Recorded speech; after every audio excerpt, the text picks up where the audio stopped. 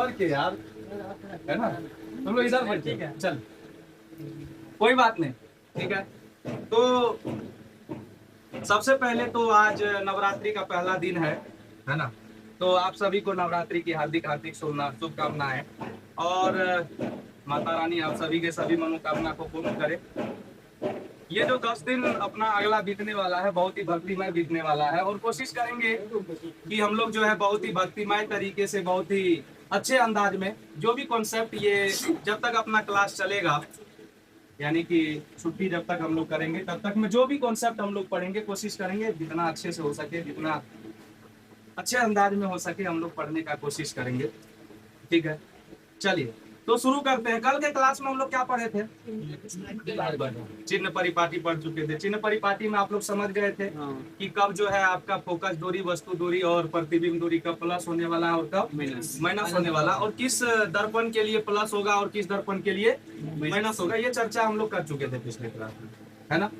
जहाँ पर हम उत्तल दर्पण, अवतल दर्पण दोनों के बारे में बता दिए थे, और दोनों के लिए हम आपका फोकस दूरी, वस्तु दूरी और प्रतिबिंब दूरी का चर्चा कर दिए। लेकिन आगे बढ़ने से पहले हम लोग सबसे पहले जान लेते हैं कि ये जो वस्तु दूरी और प्रतिबिंब दूरी, जो कि कई दिन से यानी कल से हम लोग कई बार उसका चर्चा कर चुके हैं कि वस्तु दूरी, प्रतिबिंब दूरी, है ना। फोकस दूरी तो बता चुके हैं आपको कि किसी भी दर्पण के लिए उसके ध्रुव से फोकस के बीच का जो दूरी होगा उसको क्या बोलेंगे? फोकस दूरी बोलेंगे। लेकिन बीच में ये वस्तु दूरी और प्रतिबिंब दूरी भी कई बार चर्चा कर चुके हैं। तो पहले हम लोग जान लेते हैं कि वस्तु दूरी क्या होगा और प्रतिबिंब दूरी क्या होगा। और जब ये तीनों चीज हम अच्छे से समझ जाएंगे, हम लोग चिन्ह परिपाटी समझ चुके हैं, फिर हम लोग चलेंगे दर्पण सूत्र को प्रूव करने के लिए। और आज के क्लास में हम दर्पण सूत्र आपको सत्यापित करके बताएंगे कि दर्पण सूत्र किस तरह से क्या होता है और उसको सत्यापन कैसे करना, ये सभी चीजें आपको आज बताएंगे, है कि नहीं। चलिए तो सबसे पहले आप लोग जानिए कि ये वस्तु दूरी और प्रतिबिंब दूरी क्या है, ठीक है। हम अवतल दर्पण में अगर बात करें तो अवतल दर्पण, है ना। अवतल दर्पण में हम लोग प्रतिबिंब बनाए थे पिछले क्लास में, बनाए थे कि नहीं? कुल मिलाकर कितना प्रतिबिंब बनाए थे अवतल दर्पण? 6 प्रतिबिंब बनाए थे। आपको 6 प्रतिबिंब देखने को मिला था। और उन 6 प्रतिबिंब का अगर स्थिति का बात करें तो वस्तु कहाँ रखना है और प्रतिबिंब कहाँ बना हुआ है, ये सब आप लोगों को पता है, क्लियर है ना। तो अवतल दर्पण में बने प्रतिबिंब का अगर उसमें से 6 में से किसी भी एक प्रतिबिंब का बात करें, है ना, ये अवतल दर्पण आपका, अवतल दर्पण के मध्य बिंदु को हम ध्रुव बोलेंगे, और यहाँ पर जो हम रेखा खींचे इसको हम मुख्य अक्ष बोलेंगे, क्योंकि मुख्य अक्ष का परिभाषा हम आपको बताए थे कि दर्पण के मध्य बिंदु ध्रुव, और वो जो गोलीय दर्पण है ना, उसका जो केंद्र होगा, वक्रता केंद्र होगा, दोनों को मिलाने वाली जो रेखा हो उसी को हम लोग क्या बोलेंगे?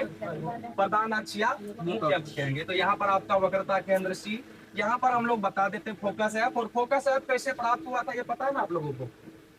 फोकस कैसे प्राप्त हुआ था, किस प्रकार से फोकस मिला था, ये चीज पता है ना? क्योंकि कई बार पूछ दिया जाता है कि फोकस क्या है और फोकस का प्राप्ति मतलब किस प्रकार से होता है, तो आपको पता होना चाहिए।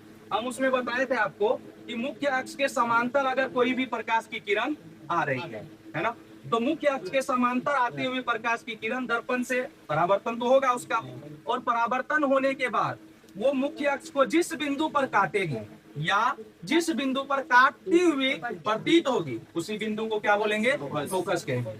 तो जहां पर आप देखे थे कि अवतल दर्पण में जो समांतर प्रकाश की किरण आ रहा था, ये तो डायरेक्ट यहाँ से परावर्तित होकर के मुख्य अक्ष को काट दे रहे। लेकिन उत्तल दर्पण में हम लोग देखे थे, उत्तल दर्पण में कि मुख्य अक्ष के समांतर आती हुई प्रकाश की किरण ये इसको डायरेक्ट रूप से काट नहीं पा रही थी, है ना। तो ये क्योंकि इसका अपवर्तन किधर, परावर्तन किधर हो जाता है? ऊपर की ओर। और जब परावर्तन ऊपर की ओर हो गया तो ये तो कहीं भी मुख्य अक्ष को नहीं काट रही।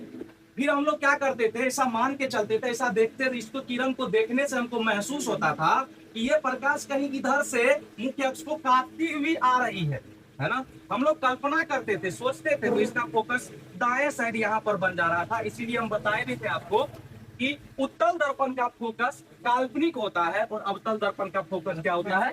वास्तविक होता है, क्योंकि यहाँ वास्तव में प्रकाश की किरण आ करके ये समांतर आ करके और परावर्तन के बाद जो है मुख्य अक्ष को वास्तव में काटती है। क्लियर है इतना सब, है ना। तो ये तो बात फोकस की हो गई, है ना। तो जब हम लोग यहाँ पर बात कर रहे थे किसका, वस्तु दूरी और प्रतिबिंब दूरी का, है ना। तो हम लोग जब अवतल दर्पण के सामने या उत्तल दर्पण के सामने जब हम लोग वस्तु रखते हैं तो वस्तु का कहीं ना कहीं प्रतिबिंब प्राप्त होता है। एक स्थिति का चर्चा करेंगे, वही आपका समझ में आ जाएगा कि वस्तु दूरी और प्रतिबिंब दूरी क्या होता है। जैसे मान के चलिए यहाँ रख दी हम वस्तु, है ना। वस्तु अभी किस स्थिति में रखा हुआ बता पाएंगे आप लोग? किस स्थिति में रखा हुआ वस्तु? अगर इधर बात करें तो इधर क्या होगा, अनंत होगा। और यहाँ पर बात करें तो क्या है, वक्रता केंद्र। यानी मेरा वस्तु अनंत और वक्रता केंद्र के बीच रखा गया है। और प्रतिबिंब बनाने के लिए हम कितने किरण का बात किए, 2 किरण का, जिसमें एक किरण मुख्य अक्ष के समांतर इस प्रकार से, है ना। और मुख्य अक्ष के समांतर आने वाली किरण कहाँ से गुजरती है, फोकस से गुजरती है। तो ये फोकस से गुजर रही है, क्लियर है। और दूसरा किरण का चर्चा किए थे, दूसरा किरण यहाँ पर गुजरेगी कहाँ से, वक्रता केंद्र सी से। और दर्पण थोड़ा सा लग रहा है छोटा पड़ गया क्या, और बढ़ा देंगे, कोई बात नहीं है। अरे बोर्ड अपने पास है, मार्कर अपने हाथ में है ना। फिगर बढ़ाने में क्या दिक्कत है, ठीक है। तो ये हो गया, दूसरा किरण कहाँ से गुजरी है बताइए, वक्रता केंद्र से। और वक्रता केंद्र से जाने वाली जो प्रकाश की किरण होती है उसका परावर्तन सीधे उसी दिशा में हो जाता है। इसका कारण पता है, ऐसा क्यों? वक्रता केंद्र से जाने वाली प्रकाश की किरण परावर्तन के बाद सीधे वापस लौटी, इसका कारण क्या है? दर्पण पे परावर्तन होती है। हाँ, दर्पण पे बड़ा परावर्तन होकर चला गया, लेकिन सीधे क्यों गया? इसका कारण यही है, पहले तो दर्पण बाद में, पहले एक वृत्त से समझिए, गोला से समझिए, है ना। वृत्त से अगर हम लोग बात करते हैं, ये वृत्त है ना। वृत्त का ये परिधि हो गया चारों साइड, ये इसका केंद्र हो गया। वृत्त के केंद्र से वृत्त के किसी भी परिधि के किसी भी बिंदु पर आप अगर रेखा खींचते हैं ना, ये यहाँ पर लंब होता है। क्या होता है, लंब होता है। तो अगर हम यहाँ पर बात करें दर्पण, तो ये जो दर्पण है, तो दर्पण का ये तो तुम्हारा गोला वक्र वाला जो है ना, ये तो परिधि हो गया ना, तार वाला भाग, ये परिधि के जैसे। और ये हो गया उसका केंद्र। केंद्र से जब हम यहाँ पर रेखा खींचेंगे तो क्या होगा, लंब होगा। क्या होगा, ये लंब। और तुम बताओ कि किसी भी दर्पण पर अगर लंबवत प्रकाश की किरण आ रही है, तो लंबवत आ रही है मतलब यहाँ पर 90 डिग्री का कोण, यानी आपतन कोण 0। आपतन कोण 0 तो परावर्तन कोण भी। इससे पहले हम चर्चा कर चुके हैं, ये तुम्हारा है समतल दर्पण। और समतल दर्पण पर यदि कोई प्रकाश की किरण सीधी आ रही तो इसका परावर्तन किधर होता है, सीधा। तो सीधा यानी लंबवत। तो यहाँ से जो हम लोग किरण यहाँ से गुजारे वक्रता केंद्र से, तो ये जो परिधि पे गया ये भी तो लंबवत है। और लंबवत है तो यहाँ पर फिर वापस लंबवत ही लौटेगा। तो ये छोटा छोटा कारण आप लोगों को पता हो जाना चाहिए, क्योंकि कई बार बड़े बड़े कॉन्सेप्ट को समझ जाते हैं और ये छोटा छोटा जो कारण होता है कि आखिर ऐसा हो क्यों रहा है, इसमें फंस जाते हैं, है कि नहीं। तो ये सब चीज पता होना चाहिए आप लोगों को। तो यहाँ पर चर्चा करते हैं हम लोग कि वस्तु कहाँ रखे थे, अनंत और वक्रता केंद्र के बीच में। इधर अगर बात कर ले तो ये हो गया आपका अनंत, और ये हो गया आपका वक्रता केंद्र। तो अनंत और वक्रता केंद्र के बीच में अपना क्या है, वस्तु है। और इसका प्रतिबिंब कहाँ बना है, देखो तो यहाँ आपको दिख रहा है क्या, प्रतिबिंब बनता हुआ यहाँ दिख रहा है। तो प्रतिबिंब बना है वक्रता केंद्र और फोकस के बीच में। अगर इसका नाम दे दिया जाए ए और क्या बी, तो प्रतिबिंब का नाम क्या हो जाएगा, ए डैश और बी डैश हो जाएगा, है ना। इतना तक क्लियर है। चल तुम देखो, ये जो दर्पण है अपना अवतल दर्पण, इस अवतल दर्पण का ये हो गया ध्रुव, ये हो गया फोकस दूरी, ये हो गया, ये फोकस हो गया। और यहाँ से यहाँ की दूरी को फोकस दूरी कहेंगे। ये तुम्हारा क्या हो गया, वक्रता केंद्र। और यहाँ से यहाँ के दूरी को क्या कहेंगे, वक्रता त्रिज्या कहेंगे। क्लियर है। अच्छा, लेकिन 2 और बिंदु तुमको इस मुख्य अक्ष पर अब दिख रहा होगा, एक बिंदु ये और एक बिंदु ये। अगर इस बिंदु के बारे में पूछे तो ये कौन सा बिंदु है, वह बिंदु है जहां पर हम लोग क्या रखे हैं, वस्तु रखे। ये वह बिंदु है जहां पर हम लोग क्या किए हैं, जहां पर प्रतिबिंब बना है, रखे गए वस्तु का क्या बना, प्रतिबिंब बना। तो हम लोग बोलते थे इससे पहले कि ध्रुव और फोकस के बीच की दूरी को फोकस दूरी का, ध्रुव और वक्रता केंद्र के बीच की दूरी को वक्रता त्रिज्या कहते हैं। इसी प्रकार से यहाँ जो ध्रुव है, यहाँ जो वस्तु रखे हैं, तो वस्तु रखा जो गया है इसके बीच का भी कुछ न कुछ अपना दूरी होगा ना। जहां तुम मुख्य अक्ष पर वस्तु रखे हो, यहाँ से यहाँ का भी कुछ न कुछ अपना क्या होगा, दूरी होगा। तो ये जो दूरी होगा इसको हम लोग बोलेंगे क्या, वस्तु दूरी। क्या बोल देंगे, वस्तु दूरी। क्लियर है ना। और यहाँ जब देखेंगे आप ए डैश वाले बिंदु पे, तो यहाँ क्या हुआ है, प्रतिबिंब बना है। और यहाँ प्रतिबिंब बना है तो ध्रुव और बने हुए प्रतिबिंब, जहां पर प्रतिबिंब बना, इसके बीच की दूरी को क्या बोलेंगे, प्रतिबिंब दूरी बोल देंगे। क्या बोल देंगे, प्रतिबिंब दूरी, प्रतिबिंब दूरी। क्लियर है। और वस्तु दूरी को हम लोग सूचित करते हैं यू से, और प्रतिबिंब दूरी को सूचित करते हैं। ठीक है। तो अगर तुमसे परिभाषा पूछ दिया जाए कि वस्तु दूरी क्या है, तो बता पाएंगे हम लोग वस्तु दूरी के बारे में कि गोलीय दर्पण के ध्रुव से, है ना, मुख्य अक्ष पर रखे गए वस्तु के बीच की दूरी को वस्तु दूरी कहेंगे।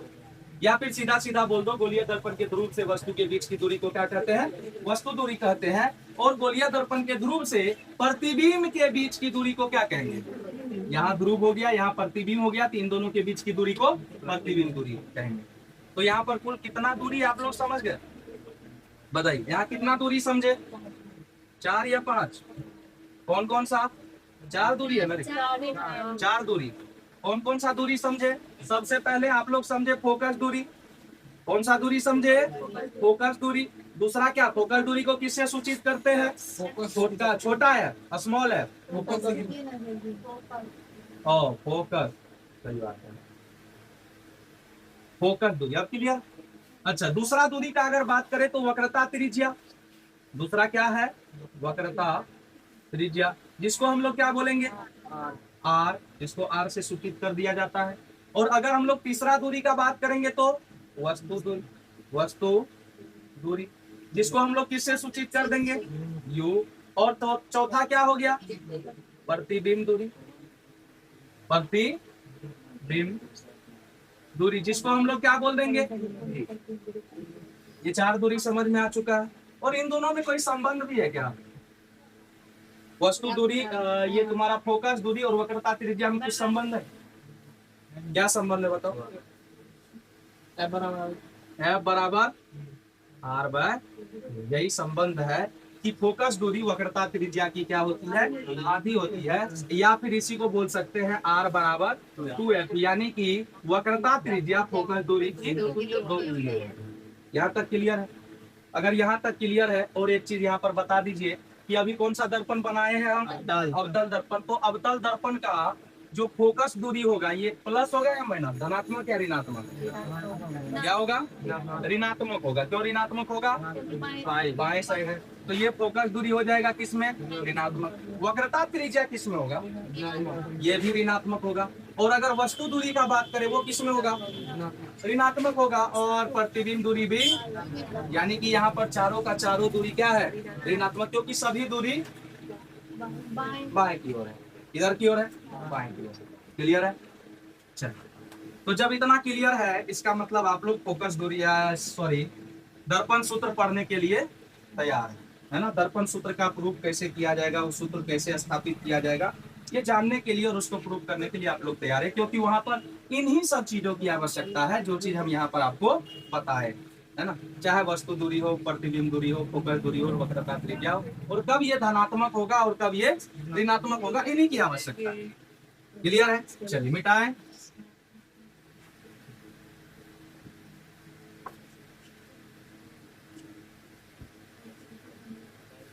तो ये 2 परिभाषा जो अभी आपको बताई, ये 2 परिभाषा भी हम आपको जो है ना लिखवा देते हैं, आप लिख देते हैं, ताकि आप लोग उसको लिख पाए, है ना। कहीं अगर बोलना हो, बताना हो। सबसे पहला क्या, वस्तु दूरी, वस्तु दूरी। देखो मेरा तो हिंदी बहुत स्ट्रॉन्ग है, ये तो तुम लोगों को पता है ना। कहीं कहीं थोड़ा सा जो है हो जाता है, ठीक है। वस्तु दूरी, तो वस्तु दूरी के अगर बारे में बताए तो गोलीय दर्पण के,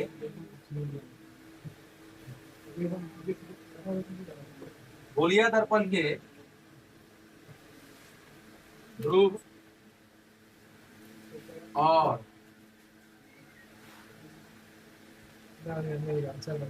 मुख्य अक्ष पर रखे गए वस्तु के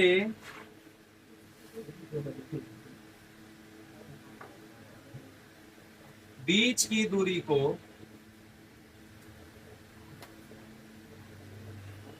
वस्तु दूरी कहते,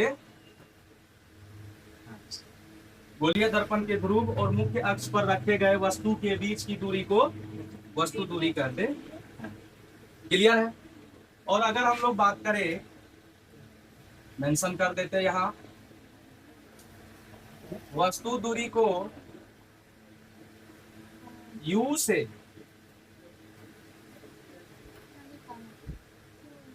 सूचित करते, वस्तु दूरी को किससे सूचित करेंगे?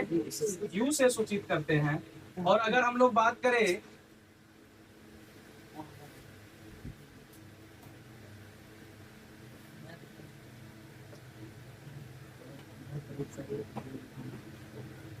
इसको आने देते क्योंकि ये चेंज हो सकता है कोई बात, ठीक है।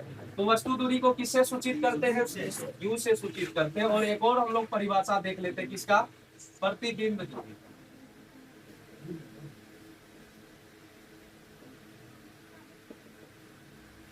तो प्रतिबिंब दूरी अगर बोले तो गोलीय दर्पण के ध्रुव से मुख्य अक्ष पर रखे गए, यहाँ वस्तु का चर्चा किए थे, यहाँ पर क्या करेंगे? प्रतिबिंब का चर्चा करेंगे, है ना।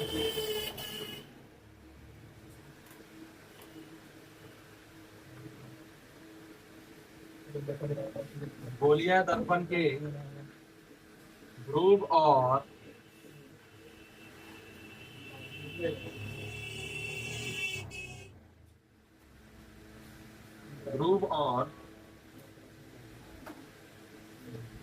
प्रतिबिंब के बीच की दूरी को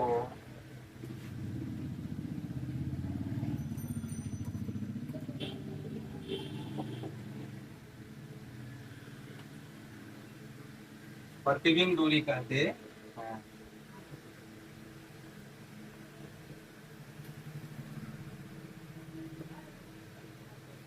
प्रतिबिंब दूरी को V से सूचित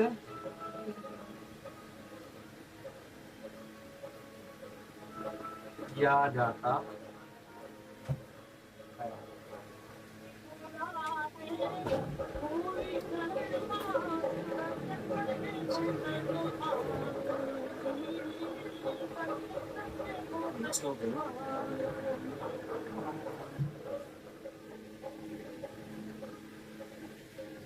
चलिए, तो ये आपका वस्तु दूरी और प्रतिबिंब दूरी क्लियर हो गया, है ना। इसके बाद हम लोग पढ़ते हैं ये वस्तु दूरी, प्रतिबिंब दूरी और ये जो अन्य दूरी अभी हम लोग देखे थे, जैसे कि फोकस दूरी और वक्रता त्रिज्या, इन सभी के बीच में आपस में संबंध क्या है? इन सब के बीच में आपस में कुछ ना कुछ संबंध भी है ना।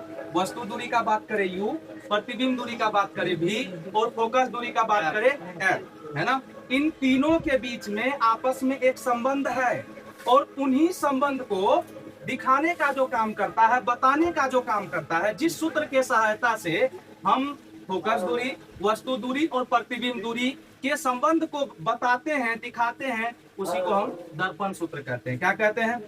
दर्पण सूत्र। तो दर्पण सूत्र यदि आपसे पूछा जाए, दर्पण सूत्र के बारे में आप जानना चाहे तो सिंपल है ना। दर्पण सूत्र है क्या? किसी भी गोलीय दर्पण के लिए जो उसका फोकस दूरी F होगा, उसका वस्तु दूरी U होगा और उसका प्रतिबिंब दूरी V होगा। इन तीनों के बीच में संबंध बताने के लिए जो हम सूत्र पढ़ते हैं, सूत्र जानते हैं, उसी सूत्र को क्या कहा जाता है?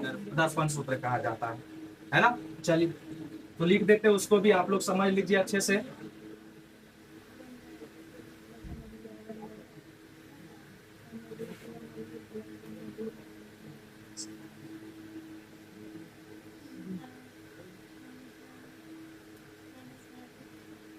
दर्पण सूत्र, है ना।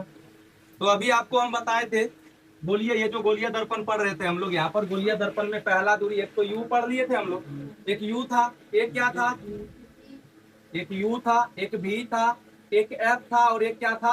R था, है ना। यानी कि वस्तु दूरी, प्रतिबिंब दूरी, फोकस दूरी और वक्रता त्रिज्या। तो इन तीनों के बीच में जो संबंध बताया जाता है ना, किस किस के बीच में? वस्तु दूरी, फोकस दूरी और वक्रता वस्तु दूरी, प्रतिबिंब दूरी और फोकस दूरी के बीच में जो संबंध बताया जाता है, इसी सूत्र को हम लोग क्या कहेंगे? दर्पण सूत्र कहेंगे। अगर देखें तो संबंध क्या है, ये भी तो जानना जरूरी है कि सर संबंध तो बता रहा है, लेकिन संबंध है क्या तीनों में, है ना? तो तीनों में संबंध क्या है? तो संबंध ये है 1/v प्लस 1/u बराबर में 1/f। यही संबंध है इन तीनों में। यहाँ पर देखेंगे ना तो आपको तीन चीज दिखेगा, प्रतिबिंब दूरी भी दिखेगा, वस्तु दूरी भी दिखेगा और फोकस दूरी भी दिखेगा, है ना?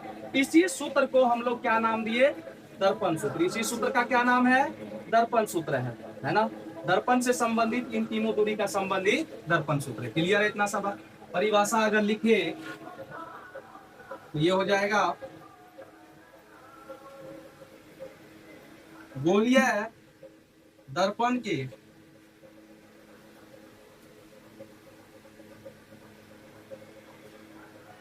वस्तु दूरी कोमा प्रतिबिंब दूरी, वस्तु दूरी, प्रतिबिंब दूरी तथा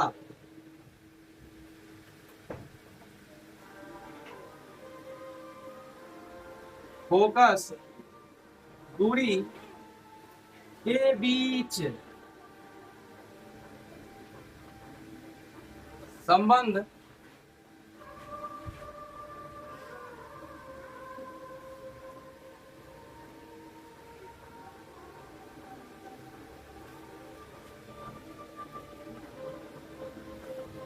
सूत्र को भी लिख सकते हैं या फिर यहाँ पर आप चाहे तो समीकरण को भी लिख सकते हैं। गोलीय दर्पण के वस्तु दूरी, प्रतिबिंब दूरी तथा फोकस दूरी के बीच संबंध बताने वाले सूत्र को या समीकरण को, है ना, दर्पण सूत्र कहते। क्लियर है? क्या हुआ? कोई दिक्कत? गोलीय दर्पण के वस्तु दूरी, प्रतिबिंब दूरी तथा फोकस दूरी के बीच संबंध बताने वाले सूत्र को दर्पण सूत्र कहते हैं, है ना? और सूत्र का अगर बात करें तो सूत्र क्या होगा? 1/v प्लस 1/u बराबर 1/f।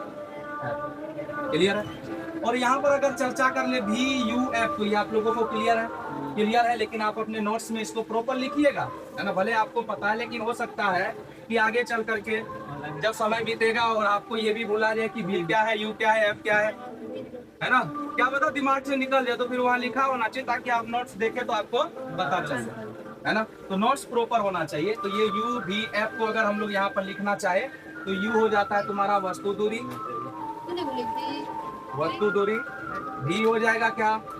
प्रतिबिंब दूरी। पहले तुम लोग डिसाइड कर लो कि तुम लोग भूलते हो या नहीं भूलते हो, है ना? तुम इनसे पूछ लो, ये तुमसे पूछ लेगी कि ये भूलती है या नहीं भूलती है ना?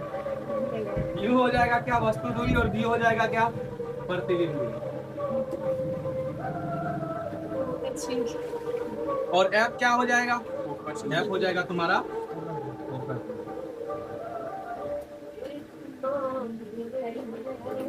क्लियर? ठीक है, तो ये रहा दर्पण सूत्र, है ना? दर्पण सूत्र जानने से पहले आज हम लोग जान लिया आज के क्लास में कि वस्तु दूरी होता क्या है, प्रतिबिंब दूरी होता क्या, फोकस दूरी होता क्या। और आज के क्लास में हम आपको कुछ चीजें पुराने रिवाइज भी करवा दिए, जैसे फोकस का जो फोकस किस प्रकार से प्राप्त होता है, मुख्य फोकस जो होता है मुख्य अक्ष पर वो किस प्रकार से प्राप्त होता है, फोकस दूरी होता क्या है ना? इन सभी चीजों का, और फोकस दूरी जो है ना किसके लिए वास्तविक होगा और कौन से दर्पण के लिए काल्पनिक होगा, इन सभी बातों का चर्चा आज के क्लास में हम लोग किए हैं, है ना? तो अच्छे से इन सभी कॉन्सेप्ट को आप लोग जो है ना पढ़ करके रखिए, दिमाग में रखिए, और इन्हीं छोटे छोटे चीजों का उपयोग करते हुए हम लोग आगे का जो भी डेरिवेशन है आपका चैप्टर में आने वाला, क्योंकि अभी जैसे ही ये दर्पण सूत्र खत्म होगा तो ये अपना दर्पण वाला पार्ट खत्म हो जाएगा, और इसके बाद हम लोग स्टार्ट करेंगे फिर 12th क्लास का ये जो ऑप्टिक्स चैप्टर, ये ऑप्टिक्स चैप्टर है तुम्हारा किरण प्रकाशिकी। इसमें जैसे ही दर्पण वाला पार्ट खत्म होगा, इसके बाद हम लोग स्टार्ट करेंगे लेंस का पार्ट, यानी अपवर्तन वाला पार्ट। और जब हम अपवर्तन वाला पार्ट पढ़ते हैं तो वहां पर आपको पूर्ण रूप से अपवर्तन तो पढ़ना ही है, लेकिन अपवर्तन से संबंधित कई सारी घटनाएं, है ना? जैसे कोई भी लेंस होता है तो लेंस दो सतह से मिल करके बना होता है, तो दोनों सतह के लिए अलग अलग अपवर्तन देखेंगे कि पहले वाले सतह के कारण अपवर्तन क्या होता है, दूसरे वाले सतह के कारण अपवर्तन कैसे होता है। हम लोग प्रिज्म से जो अपवर्तन होता है, वर्ण विक्षेपण होता है, उसके बारे में भी अध्ययन करेंगे, जहाँ पर पूरा एक डेरिवेशन है, ठीक है? कई सारा डेरिवेशन देखने को मिलेगा। जैसे अगर हम लोग चले जाए प्रकाशिक यंत्र में तो वहाँ आपको सरल सूक्ष्मदर्शी, है ना, उसके बाद आपको जो है संयुक्त सूक्ष्मदर्शी, दूरदर्शी, ये सारा कॉन्सेप्ट आपको मिलने वाला, जहाँ पर आपको प्रॉपर सिद्ध करके बताना पड़ेगा, वहाँ पर फॉर्मूला निकाल के बताना पड़ेगा कि किस प्रकार से वहाँ ये घटना हो रहा है। तो उन सभी जगह पर आपको ये छोटे छोटे चीज का, छोटे छोटे कॉन्सेप्ट का ही उपयोग पढ़ने वाला है। जिसमें कल भी बताए थे हम कल के क्लास में कि चिन्ह परिपाटी का कॉन्सेप्ट बहुत अहम है, क्योंकि उसका उपयोग हर एक डेरिवेशन में आपको करना होगा। कहाँ कब प्लस होगा, कहाँ कब माइनस होगा, इन सब चीज का उपयोग आपको करना होगा। तो आज के क्लास में हम आपको दर्पण सूत्र बता दिए। आज के क्लास को यहीं तक रखते हैं, दर्पण सूत्र तक, क्योंकि अगर इसमें दर्पण सूत्र को प्रूव करने के लिए जाए तो क्लास बहुत लंबा हो जाएगा, है ना। तो आज के क्लास में हम दर्पण सूत्र तक रखते हैं, और अगले क्लास यानी कल के क्लास में हम इस दर्पण सूत्र को प्रूव करेंगे। और कोशिश मेरा रहेगा कि एक वीडियो में जो वीडियो भी चल रहा है और आप लोग तो लाइव पढ़ ही रहे साथ में, तो एक वीडियो में अवतल दर्पण और उत्तल दर्पण दोनों दर्पण में हम सिद्ध करके बता दें कि दर्पण सूत्र किस प्रकार से सत्यापित होता है। कोशिश मेरा यही रहेगा, है ना।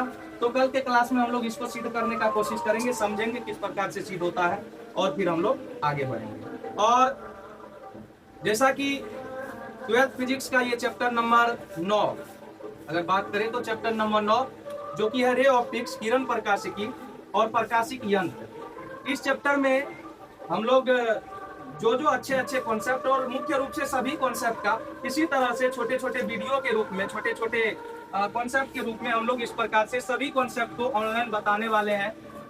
तो जो भी 12th क्लास के छात्र हैं, अगर आप तक ये वीडियो पहुंच रही है और आप लोग इच्छुक है कि आप लोग जो है ना 12th क्लास के इन चैप्टर का जो भी कॉन्सेप्ट है उसको समझना चाहते हैं, उनको सरल से सरल भाषा में, क्योंकि यहाँ जो हम पढ़ा रहे हैं, मेरे साथ लाइव क्लास भी चल रहा है, मेरे सामने स्टूडेंट भी बैठे हुए हैं, तो जो भी यहाँ पढ़ाया जाएगा, जो भी बताया जाएगा, इन सब चीज को इस तरह से बताया जाएगा कि सामने बैठे स्टूडेंट उसको अच्छी तरीके से समझ पाए।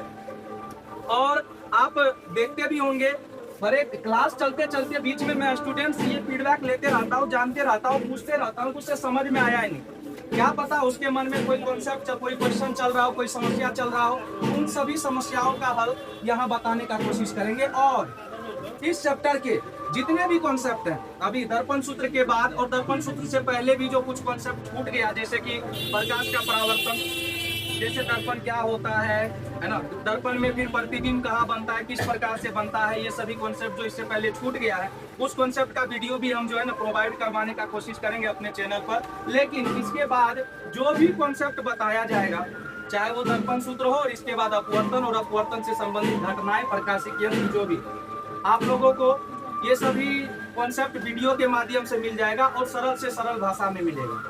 तो आप लोग चाहे तो इस चैनल, अगर वीडियो अच्छा लगे, आप लोगों को कुछ समझ में आए, कुछ सीखे, है ना, आपको कुछ सीखने को मिले, तो आप लोग चैनल को सब्सक्राइब कीजिए और थोड़ा सपोर्ट दिखाइए। और चैनल का अगर नाम मैं बता, क्या ये हो गया आप लोगों का नोट, है ना। चलिए, चैनल का नाम मैं आपको बता दूं,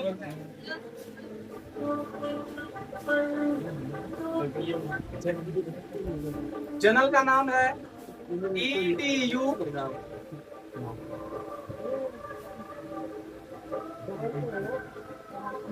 एडू सर्कल। चैनल का नाम है एडू सर्कल, जो कि हमारी संस्था का भी नाम है। मेरा संस्था जो कि ऑफलाइन भी चलता है, तो संस्था का नाम भी एडू सर्कल, और इसी नाम से आपको चैनल भी मिलेगा। और आप लोग चाहे तो इस चैनल को तो सब्सक्राइब कर ही लीजिएगा। आप लोग चाहे तो मुझे फॉलो भी कर सकते हैं, आपको चैनल पर लिंक मिल जाएगा, जो आप छोटे छोटे रील्स के माध्यम से, छोटे छोटे शॉर्ट्स के माध्यम से, अगर आप किसी छोटे छोटे कॉन्सेप्ट को देखना चाहे, अच्छे अच्छे इंपोर्टेंट क्वेश्चन को देखना चाहे, तो वो मैं लगातार अपने सोशल मीडिया पर डालते रहता हूँ, वहाँ पर अपडेट करते रहता हूँ। तो आप चाहे तो आप उन छोटे छोटे रील्स के माध्यम से भी छोटे छोटे कॉन्सेप्ट को, कुछ क्वेश्चन को समझ सकते हैं। उसके लिए आप मुझे सोशल मीडिया पर भी फॉलो कर सकते हैं, जहाँ आपको लिंक डिस्क्रिप्शन में मिल जाएगा। धन्यवाद, आपका दिन शुभ हो। और साथ ही साथ मैं जाते जाते यही कहना चाहूँगा कि ये नवरात्रि का जो है समय चल रहा है, और आज नवरात्रि का प्रथम दिन है ना। आप सबका दिन मंगलमय हो, और माता रानी आप सबों के सभी मनोकामना को पूर्ण करे। धन्यवाद।